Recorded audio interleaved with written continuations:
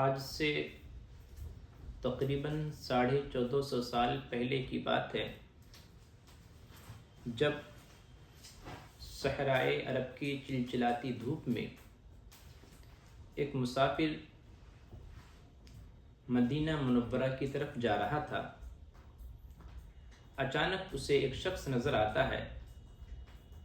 وہ شخص اپنے گدھے پر سوار ہو کر کے اپنے منزل کی طرف جا رہا تھا۔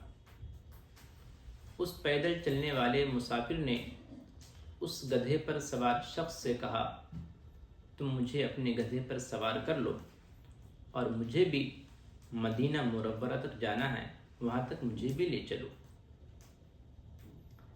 گدھے پر سوار شخص ایک غلام تھا۔ اس غلام نے اس مسافر کو پہچان لیا اور پہچاننے کے بعد وہ غلام عرض کرتا ہے، حضور آپ اس گدھے پر بیٹھ جائیں اور پھر ہم چلتے ہیں۔ اس مسافر نے کہا، نہیں، بلکہ اس گدھے پر تم آگے بیٹھو اور میں پیچھے بیٹھوں گا، پھر ہم دونوں چلتے ہیں اور مدینہ شریف ہمیں پہنچنا ہے۔ یہ سن کر کے اس غلام نے پھر عرض کیا، حضور آپ اس پر تشریف رکھیں، میں نیچے اتر جاتا ہوں، آپ اس پر چلیں، میں پیدل پیدل چلتا ہوں۔ مگر اس مسافر نے کہا، نہیں، ایسا نہیں ہوگا، بلکہ تم بھی بیٹھو اور میں بھی بیٹھوں گا، تم آگے بیٹھو اور میں پیچھے بیٹھوں گا۔ بالآخر جب اس مسافر کا اصرار بڑھتا گیا، اس کی بات بڑھتی گئی، تو اس غلام کو ایسا ہی کرنا پڑا۔ غلام اس گدھے پر آگے بیٹھا اور وہ مسافر پیچھے بیٹھ گیا۔ چلتے چلتے جب وہ حضرات مدینہ شریف پہنچتے ہیں تو لوگوں نے دیکھا کہ آخرکار یہ کیا ماجرا ہے کہ آگے ایک غلام شخص بیٹھا ہوا ہے اور پیچھے وقت کا کوئی عام شخص نہیں، بلکہ وقت کا بہت بڑا شخص بیٹھا ہوا تھا۔ وہ کون تھا؟ تاریخ بتاتی ہے وہ کوئی عام شخص نہیں تھا، بلکہ امام الہدا، تیغ مسلول شدت، فارق حق و باطل، امیر المؤمنین حضرت فاروق اعظم رضی اللہ تعالیٰ عنہ کی ذات تھی۔ یعنی حضرت فاروق اعظم رضی اللہ تعالیٰ عنہ ایک غلام کے ساتھ اس کے گدھے پر پیچھے بیٹھ کر کے تشریف لاتے ہیں۔ میرے محترم، حضرت فاروق اعظم رضی اللہ تعالیٰ عنہ کا ذکر جب بھی آتا ہے تو ایک بات ذہن میں آتی ہے۔ ان کا ذکر جو ہی ذہن میں آتا ہے تو ایک عدالت کا تصور آ جاتا ہے۔ جس طریقے سے انہوں نے حکمرانی کی ہے، آج تک اس کی مثال نہیں ملتی۔ عزیز، میں آج آپ کے سامنے حضرت فاروق اعظم رضی اللہ تعالیٰ عنہ کی ایک خاص بات کو لے کر کے آپ کے سامنے حاضر ہوا ہوں۔ یوں تو حضرت فاروق اعظم رضی اللہ تعالیٰ عنہ کی ایک اور دو نہیں بلکہ بے شمار خوبیاں ہیں۔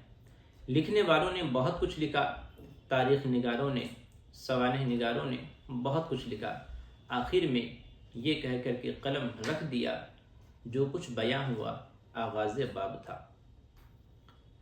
عزیز ناظرین، آج میں فاروق اعظم رضی اللہ تعالیٰ عنہ کی جو ایک خصوصیت ہے، وہ خصوصیت صرف آپ ہی کے ساتھ ہے، دیگر صحابہ کرام کے حوالے سے وہ بات نہیں ملتی۔ وہ خصوصیت، وہ خاص بات کیا ہے؟ تو اس خاص بات کو علماء کرام موافقت عمر کے نام سے جانتے ہیں۔ یعنی حضرت عمر رضی اللہ تعالیٰ عنہ نے کئی بار ایسا ہوا ان سے کہ جب انہوں نے کوئی بات کہی، انہوں نے کوئی مشورہ رکھا، انہوں نے کچھ اپنی بات رکھی سامنے، تو اسی کے مطابق اللہ رب العزت نے قرآن پاک کو نازل فرما دیا۔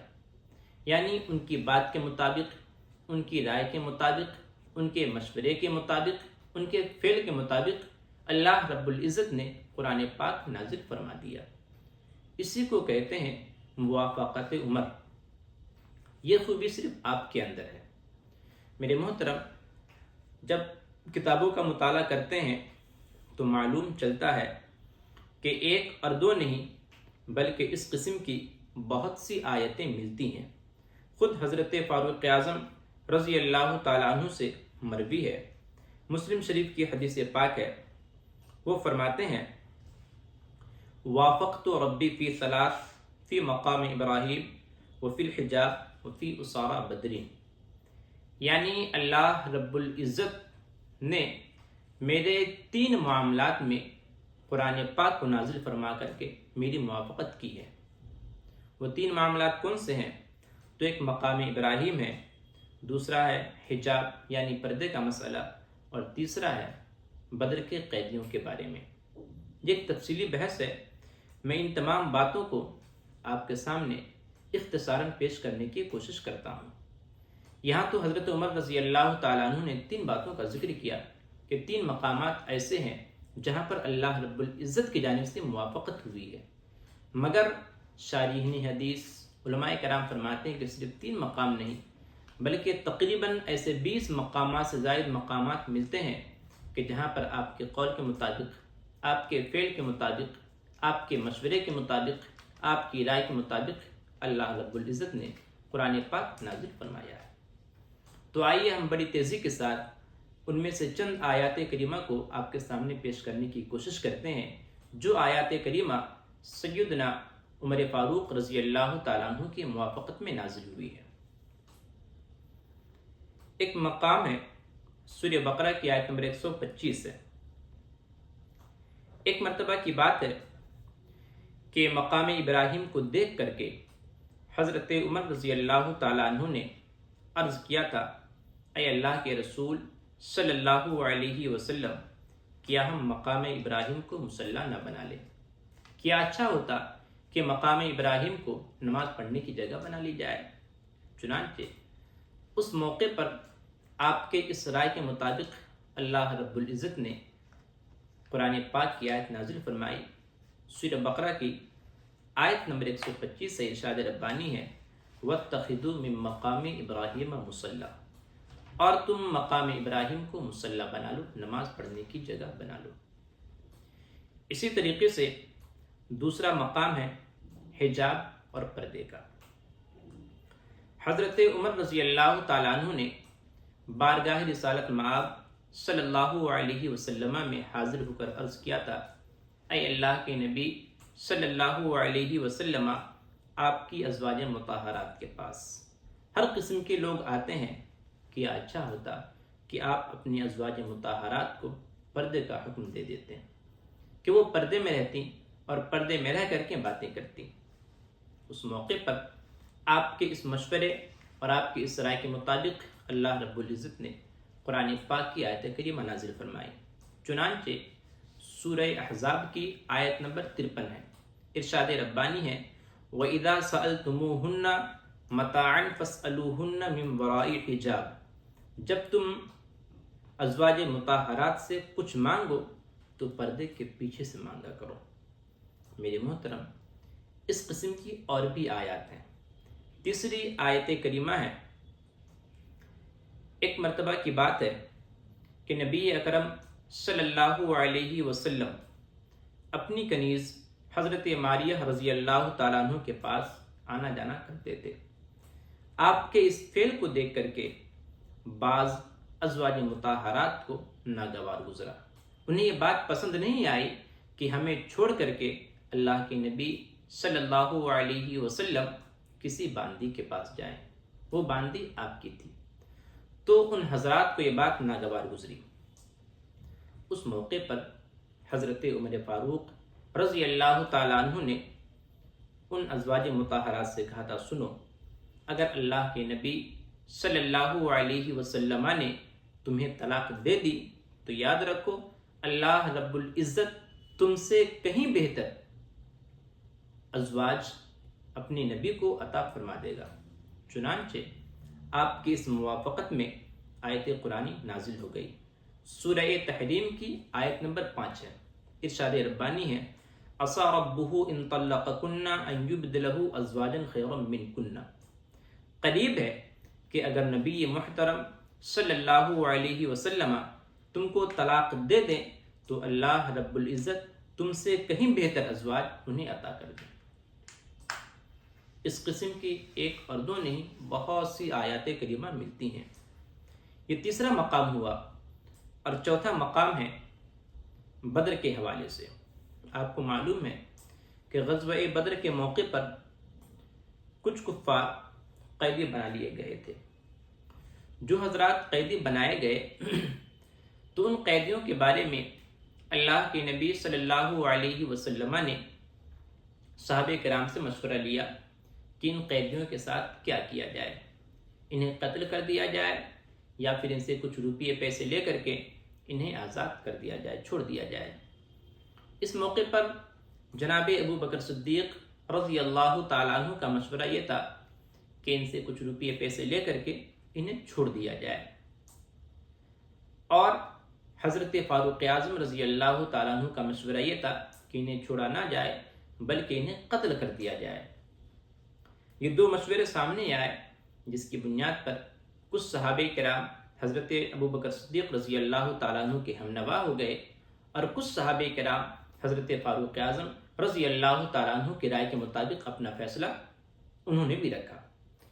تو اللہ کے نبی صلی اللہ علیہ وسلم نے کچھ مصلحت کے تحت حضرت ابو بکر صدیق رضی اللہ تعالیٰ عنہ کی رائے کے مطابق فیصلہ فرمایا، اور پھر آپ نے اسی فیصلے پر عمل بھی فرمایا۔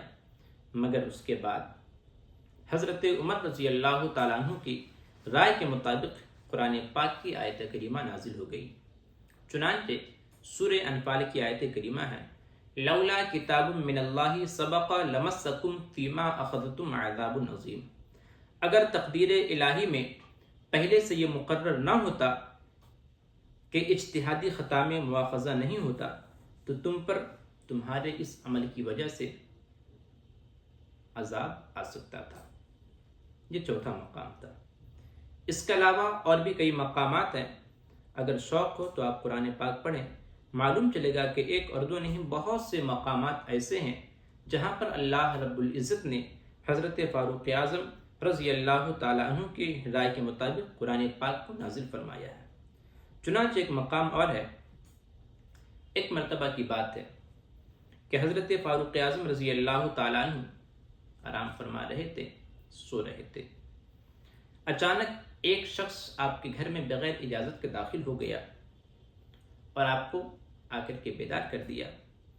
آپ نے اس موقع پر بارگاہ الہی میں دعا کی تھی کہ اللہ، گھر میں کسی کے گھر میں بغیر اجازت کے داخلے کے تو حرام فرما دے۔ چنانچہ آپ نے یہ دعا کی، ادھر دعا قبول ہو گئی، اور اللہ رب العزت نے آپ کی اس دعا کے قبولیت کے نتیجے میں قرآن پاک کی آیت کریمہ نازل فرما دی۔